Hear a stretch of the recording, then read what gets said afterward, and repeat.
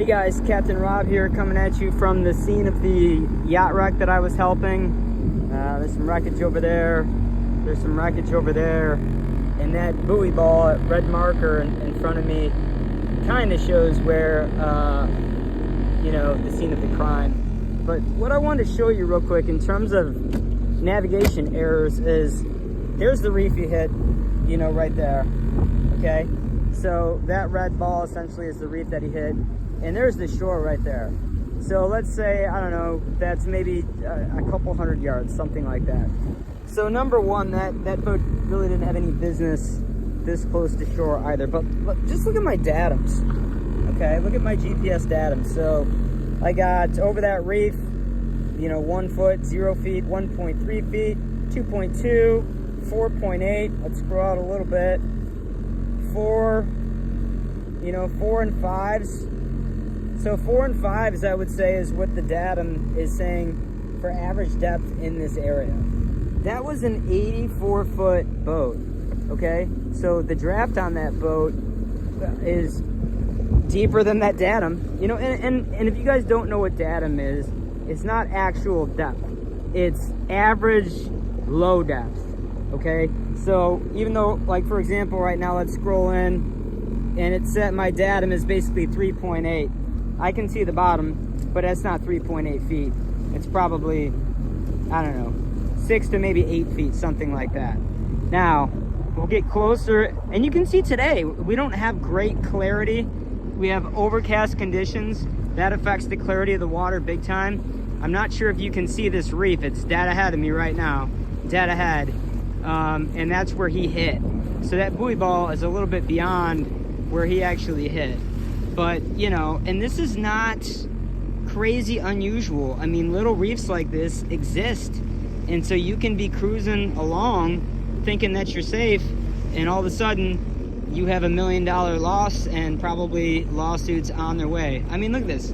Look, I can see when the trough of the wave is over this reef, I can see the water, I can see the coral breaching the water. So if I went over that right now on the jet ski, I would hit. And that is what this guy hit. So once again, you know, I don't know, maybe 200 yards offshore. I went over the datum depths with you guys, way too shallow.